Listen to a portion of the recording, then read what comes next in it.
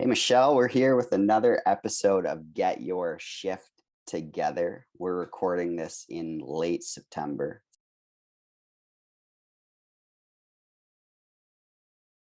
Michelle, how are you today? I'm fantastic. This is my favorite time of year.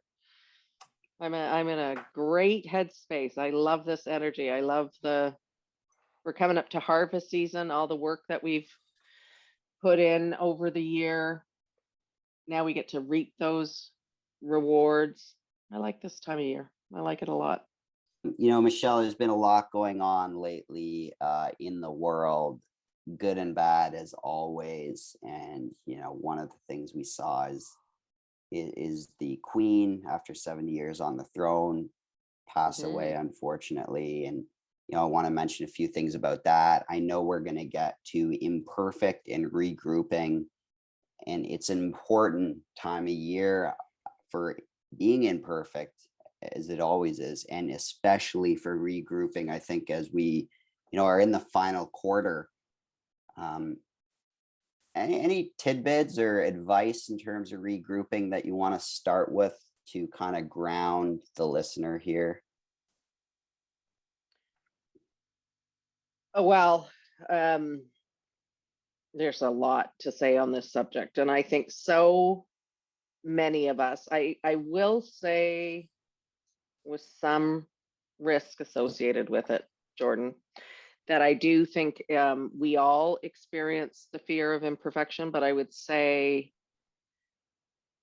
it is incredibly dominant in female leadership. It's I would probably 95% of my conversations right now with the women leaders that I coach are around this concept of imperfection, the fear of making mistakes. It's a broad topic because we're afraid of imperfection because of the consequences, and usually the top consequence is what other people will think about us. And what I really want people to sit with, to explore, to question is this idea of what matters most is how I think about myself. What matters most is how I think about myself. It's a great point for the listener to just hold on to as we go through this conversation. Right, right. So I And it's a wanted, difficult one, Jordan. I will say, what I know right now is all the people that heard it are going, yeah, but if my boss, yeah, but if my team, yeah, but if my spouse, yeah, but yeah, yeah, but yeah, but yeah, but Fred Flintstone. Um, love that show. and that, in the face of the consequences, I'm gonna go. You know what? I'm feeling a little bold today. In the face of the consequences, it's not relevant, even when you're holding the space that that person is in charge of my career, my promotion, my job. What you think about yourself is more important. Can you sit with imperfection and still believe in yourself, still trust yourself, still honor yourself, still like yourself? That's the mirror moment. You know me, I always like to come back to the mirror. That's the in my imperfection,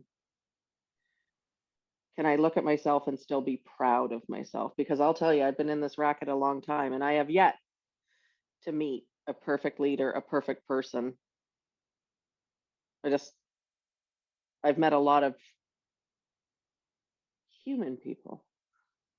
So are you saying you're human and not perfect too? I know that comes as a shock to so many. Oh, wait, nobody. What Oh, makes come what on. makes me a great coach is, oh my God, is there a mistake I have not made? I don't think so. Yeah. And people just, I guess as humans, we struggle sitting with that imperfection and still liking ourselves, right? Because we're so hard on ourselves. That's the reality. Yeah, and I'm not a therapist, but I often think that we're hard on ourselves in anticipation of others being hard on us. It's a Hmm. defense Hmm. mechanism. So if I say what I'm worried that other people are going to say, or if I beat myself up because I think other people are going to beat myself up, we believe that anticipation is somehow going to have us survive. And I'd like us to try on it actually is what's crippling us. I think the divisiveness in the world, the headlines in the world, um, the anger in the world right now, much of it is a defense mechanism. I'm afraid of something in me, and my first line of defense is to get outwardly aggressive, because if I keep up this aggression, I don't have to look in the mirror. Mm. Yeah, there's a lot going on in the world, and I guess I'm grateful, and I'm sure you are too, to be in a country like Canada. I keep seeing everything coming out of Afghanistan right now, as well as, there's so Oh, much I damage with the hurricanes and everything else. yeah. Um, I mean, I I don't know if you experience this, Jordan. Do you think like everything that you say now is a hot topic, yes. right? Like I'm not saying I'm for Trudeau or against Trudeau. What I'm saying is I really love living in this country and I feel really blessed to live in this country. And do I care if the man dances? No. And if we annihilate an individual for dancing, what are we annihilating ourselves over? I saw a Yeah. guy go off on City TV. I feel so bad. I'm sorry. I can't remember his name. He's a morning anchor on breakfast television. And he went off on Trudeau and dancing and the inappropriateness of it. And it made me laugh. It just Okay. made me That laugh. was Sid Sixero. Okay. And on the record, I've met Sid a few times briefly, and Sid, I like you as a person, but I did not like what you had to say. Is being so critical of Trudeau for that. I Well, thought what there's a he great did was example. just Trudeau. I Sorry, think I thought he's what he did was human. human. And guess Human. what, guys? Guess what? And Sid Sixero, to Leadership. get it straight, Michelle, he was criticizing him, right? Was that right? Oh, yeah. He thought it Yeah. was Yeah. appalling. It was, look, so here's what's funny. I love a good, passion filled rant, and he gave it. Like he was, He did. He did. and I can tell I have never met the man. Here's what I think is like underneath the rant, I was going, oh my God, you're so cute. Because you can tell he's a really passionate, like I would like to be with him at a party. He Because I think is. he brings the fun, he brings the humanness. So I love all that. But even leaders can be human. And if the worst thing that our leader does is sing Bohemian Rhapsody, it's not the worst thing he's done. I'm not saying that, so don't come at us. Um, that's okay. That's and that poor prime minister in Finland, right? She Finland. was Yeah. dancing. Yes. She was letting off some steam. Guys, leadership is hard, and I got to tell you, when I view some of the stories around what some leaders are doing, I don't think dancing and singing is the thing that we should be going after. And in terms of, I know I'm going to start to ramble, Jordan, so just cut me off. But coming back to the Queen, here's what I love and am concerned with the Queen. 70 years, female, unbelievable. In her death, what was amazing is some of the stories I read, some of the stories that I listened to, I was not connected at all to how many firsts she charged ahead with. And in the listening to her life story, I found a different level of respect for her. Hmm. She was the first monarch to go to Germany. She, I'm going to get this wrong and people are going to not like it. She danced with the president of one of the South African countries. I can't, it might be Zimbabwe. I can't. And of course, a white female dancing with a black male. Her entourage was going crazy. And she did it because she was sending a message. She had this incredible, subtle way of sending messages to people. And she worked hard for diplomacy and pushing that envelope. Read up about her because she's quite something. Having said that, could she be a more flawed human being? Like the family, Yeah. the flawed. So let's stop putting people on pedestals and expecting this perfection. And let's stop doing that to ourselves. It's never going to happen. That pedestal that you're waiting to ascend to, that ain't happening for you or for anyone else around you. The leader of your company, the leader of your country, it's not happening. We are human beings. And by that very essence, we will make mistakes. So what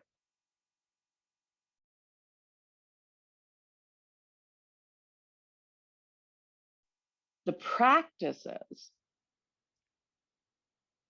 is what is my intention? What am I trying to create?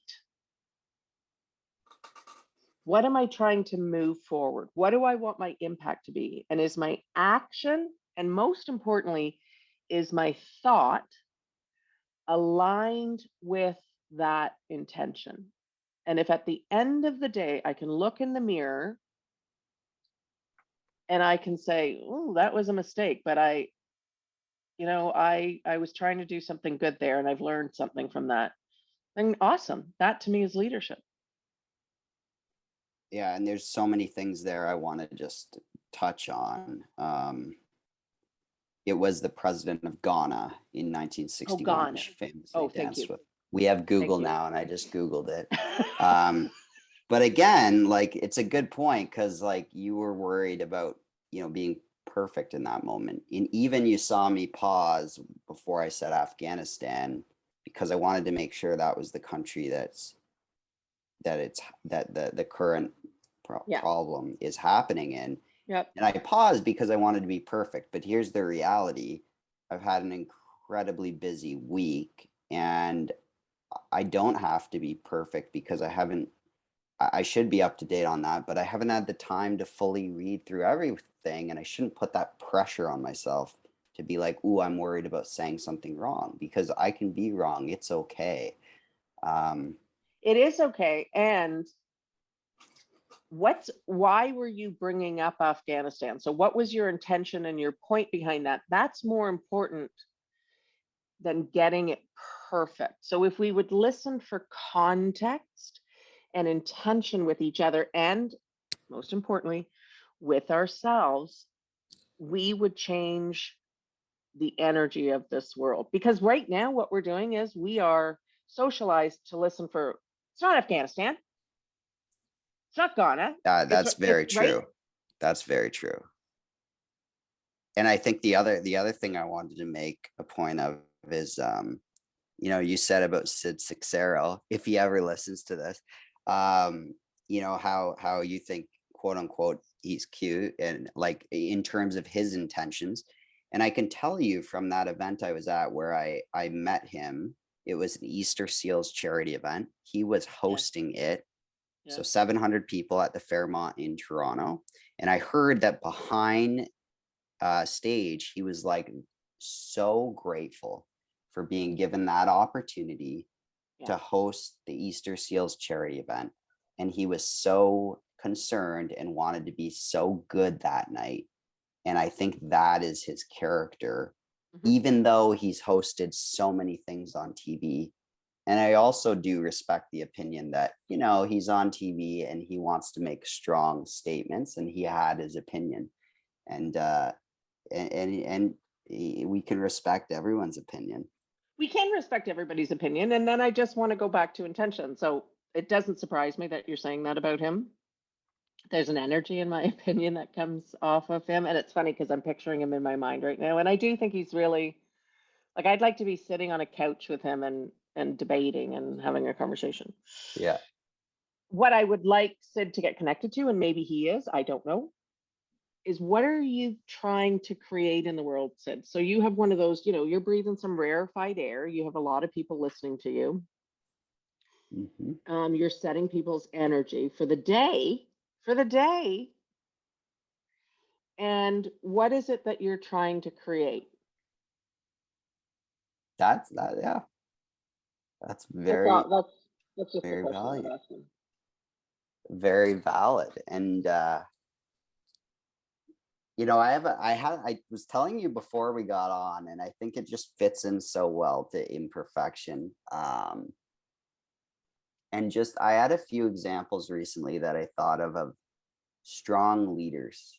Okay. And I just wanted to get you to react. And you spoke a little bit about female leaders and imperfection. So, I have this Road Hockey to Conquer Cancer event, plugging that for Saturday. It's going to be a huge event where we'll raise almost $3 million.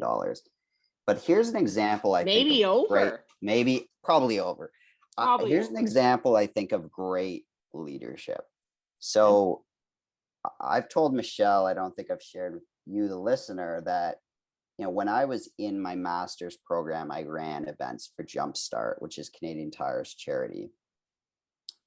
The main thing we were doing was running a concert there with a Juno award-winning band, Bedouin Sound Clash.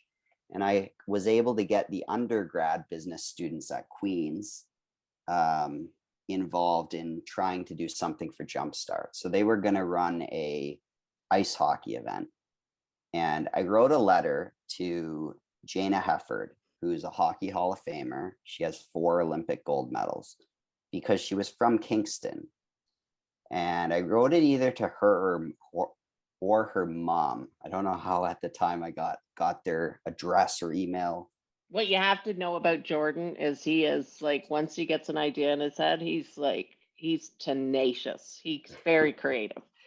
So Jana at the time, this would have been 2011. She was still playing, and now she's head of the Professional Women's Hockey Association, and she's in the news a fair bit. She agreed to do the event, and she had an appearance fee. A lot of these athletes will want an honorarium still for their time, and Sure. Yeah. deservedly so, because every charity would call them to do things if they did it for Right. free all the time. 100%. 100%. Yeah. We agreed to the value of what we were going to pay her in exchange for what value we thought she was bringing. And at the time, it was a big number for a university students organizing an event. Anyways, the ice hockey event they were organized was not going to happen. We didn't get enough teams. So I wrote to Jane. I said, look, this is what's going on. I said, we can still pay you half out of the money we get from the concert. But as you can probably imagine, it's money that was supposed to go to Jumpstart.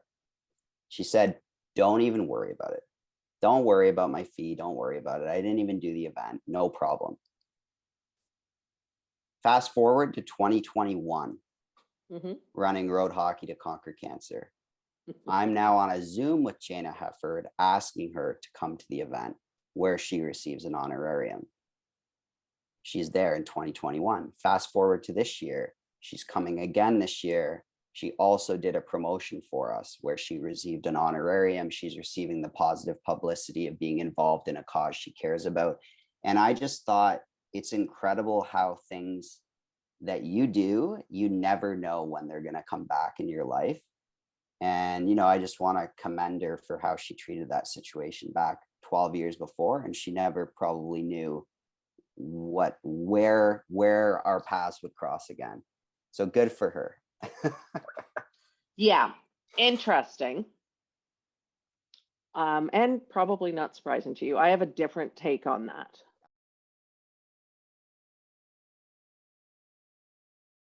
I believe you do. The leadership started with you. Hmm. So here you are, a kid, having to pay somebody a fee that you're like, what? Okay. Yeah, I was And 20, 21, 22 at the time. right, like Hmm. greener than green. And Yes. what you do is not, well, it's not happening, you're not doing it, I can't pay you. What you're doing is, well, we had an agreement, I need to honor the agreement, but there's actually there's not enough money right now. And so you offer to honor the agreement, but changing the terms, Yes. right? So you show up in transparency, Hmm. first of all, right? In transparency, and you show up concerned about her. Yes. Very true. Yes. So that's where the leadership story begins. Hmm. And in true Jordan fashion, you're giving it to it's, do I pronounce it Jaina? Yes, Jana. Yes. Jaina. But it began with you. And then what you Yep. have to acknowledge is that her response then comes from the energy and intention that you brought to the table. And Ah. I think, good for her and amazing, and not everybody would have showed up the way she showed up. But she took your energy and then she built on your energy. So it has to be acknowledged that you started with an intention. Yeah. Well, you're right. You're right. And at that, I think the other thing is at that point, I was willing to be vulnerable and Yes, also be transparent and say, you know, this is the situation. right. And that is so often what we're missing in leadership. And when we miss the transparency, and let me be clear here, Jordan, because we're always taking it back to the mirror. Transparency with self. Hmm. So when I'm talking about being kind to yourself and being okay with imperfection, the number one step with that is to acknowledge the imperfection. Not put a bow on it, not package it up differently, not ignore it, not shift the responsibility to somebody else, but to acknowledge our human imperfection and then be transparent in that.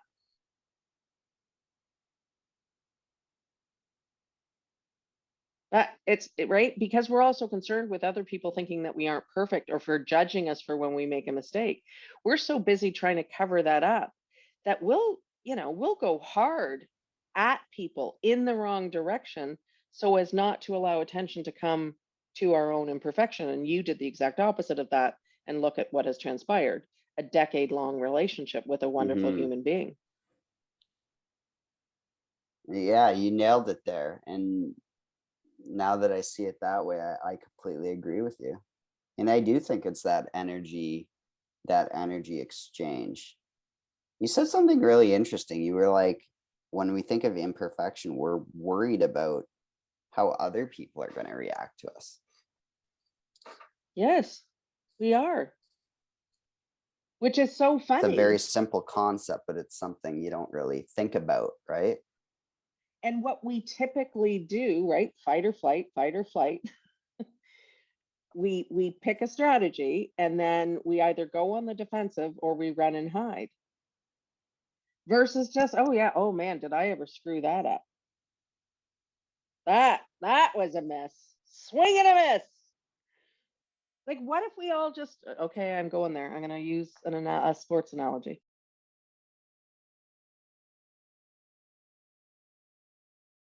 Yeah, What if let's we do it. all just treated our imperfections like the commentators at a baseball game? Oh, He's up to bat, and it's a swing and a miss. It gets announced. He tees up for the next ball, right? Like it's like, okay, I just brought golf into a baseball analogy, but whatever. I think you get my point, they're two ball sports. It's fine. right? Right? It's You balls. know what? You make such a good point because people are always like, oh, it's really cute to bring sports lingo into business or whatever. The reality is, a lot of people relate to it and they understand it. If you think about baseball, if you hit, if you make a hit 30% of the time, you are basically you're an all-star, right? You Isn't that know, like, we all know Michael Jordan's like quote from back in the day. It was like, I missed 99.5% of the shots I took, but it was the 0.5% that mattered. and that made his career? But so we're so worried about whether or not we'll make the shot that many of us don't make it. One quick aside. I'm dealing with this, working with this really cool bank executive, one of our top banks.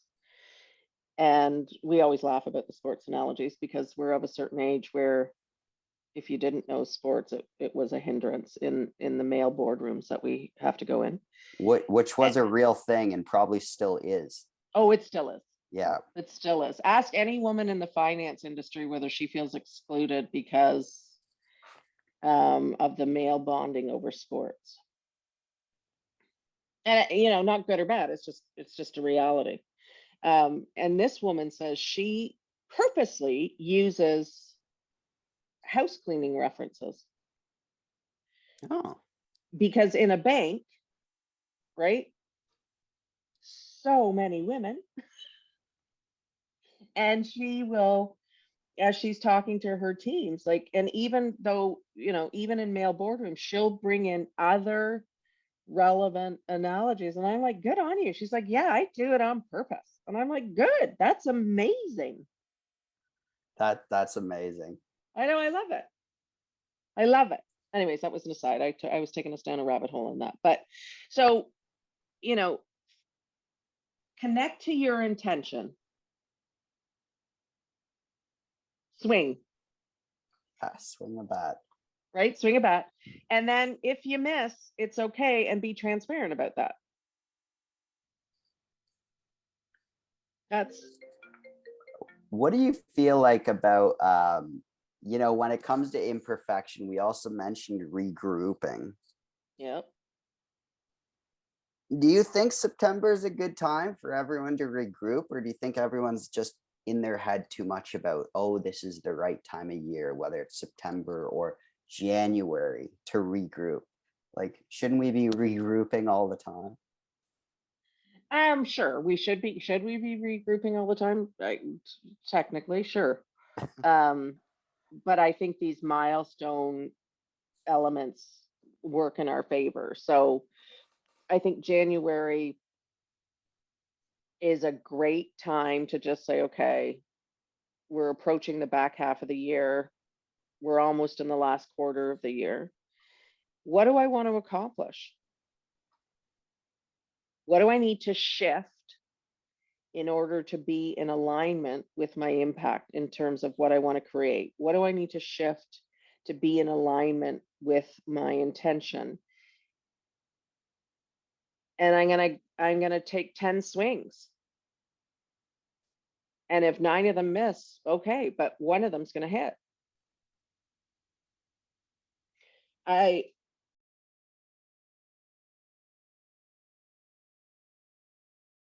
Peter Oliver is a famous Canadian restaurateur. I had the privilege of getting to know him at JDRF, and he was a massive fundraiser for JDRF because his daughter suffered from type 1 diabetes. And he was a personality. Certainly before I ever met him, I knew him through the media. And in my first boardroom meeting, I was doing a strategy session, and he was one of the board members. And a lot of demure board members and were letting me do my thing, and not Peter Oliver, right? He was like, first of all, a really sick something, and so he walked into a room, everybody noticed. He had the personality to match the height, and if he didn't agree with where you were going, he would certainly make it known and take over a conversation. He was definitely a man that thought his opinions were the best opinions, like, oozed confidence. And I'm not saying that in a negative way. He just thought, look, I know what I'm doing. I'm really smart. Let's go. But Mm, his energy was one of, you were never doing it big enough. He mm, just always, it was like, be bigger, be like, come on. This is average. This is mediocre. That's not like, let's go. Let's swing for the fences. And he brought that energy to everything that he did, knowing full well that it wasn't always going to work. But to not swing for the fences to him was an offense. mm. And he inspired a lot of people to reach higher. And, when I was feeling insecure and when I was feeling nervous about whether I was adding value or having an impact, a personality like that, I would go on the attack, right? Oh my God, he's so arrogant. He's this, he's that, and no, no, no, and be quiet. And that was my response to my inadequacies, not to his personality, right? I made it about him, but it was about, oh, I can I hold my own with this man? Am I smart enough to hold my own with this man? Am I adding value with this man? And so I want us to notice that too. So, one, in September, reconnect to your intention. Mhm. Two, take action and feed thoughts that are in alignment with that intention. And then three, when you get riled up and when people are annoying you, I'm not saying people don't do bad things. They do. And people are annoying. They can be. But just take a second, turn that mirror inward and go, what is this reflecting about myself? So if this guy's annoying, what is present in me that I need to pay attention to? Because the annoyance is not there just for shits and giggles. The annoyance is there for you to pay attention to something in yourself. So, for instance, when I thought Peter Oliver was really arrogant, Mhm. instead of focusing on his energy and the passion that he was bringing, that annoyance was, Michelle, you're playing small. You're playing small. Yeah, Step into it. powerful. So rather than trying to bring his energy down, bring your energy up, Michelle. That's that's really good, Michelle, and we do need to put that mirror on ourselves. And I Yes, we think do. all of us, including, us and the listener, can relate to that story you just gave. And the other thing I really took from today is, make sure you can sit with that imperfection and still like yourself. Right? Just, you're here. We're here. We're breathing. We're we are on this earth. And Jordan, that's enough in many cases. Like Hmm. just be with that. And yeah, it's kind of like it's just enough. It's enough to be present, show up, and a lot of times in meditation they talk about, the breath is the best thing to make sure you're present. Um, I wanted to kind of close out today's episode. I had a quote that the Queen read in, I think it was April or May of 2020. Okay. And, 7 years on the throne, she did a lot of incredible things from a leadership standpoint. There were also a lot of people that, didn't like some of the things she did or don't like the monarchy, right? They've done a lot of Absolutely. things that we could look at that were negative in the world. Yep. Um, but this was powerful, I think. And what amazed me about the Queen was that because she had been through so many things. I mean, she was young when World War II happened, but there were so many things that she was through. People looked at her and saw comfort and saw confidence. So I remember, and it's striking that I remember when she spoke during the first few months of the pandemic. And like people like my mother called me and they're like, "Oh, did you see what the Queen said?" And it comforted to them. Um, she said, "Take comfort that while we may have more still to endure, better days will return. We will be with our friends again. We will be with our families again. We will meet again." And Yeah. and she was right. And I think we all know that time heals a lot of things and time changes a lot of things. But in that moment in April or May of 2020, it probably was very hard for us to connect with the fact that life will come back to what it once was. It might be different as we record this over Zoom, but it will come back. Yeah, and I think the wisdom of age and experience is profound there, because whatever shit we're going through right now, or you personally are going through, like, there are dark times in living in leadership.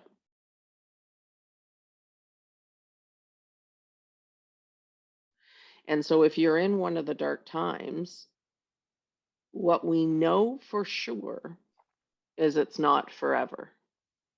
It may be transformative, and we might have to surrender to the transformation, but it's not forever.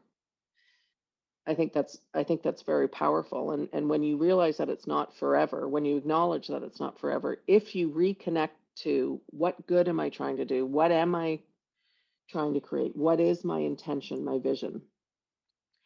And focus more on that than on the energy of imperfection, and on the energy of mistakes, and on the energy of missteps, I think you'll be shocked at what can happen for you. And that's the shift. That's the shift. Michelle, thanks for the conversation this morning, and we will be back with another episode soon. Thanks, Jordan.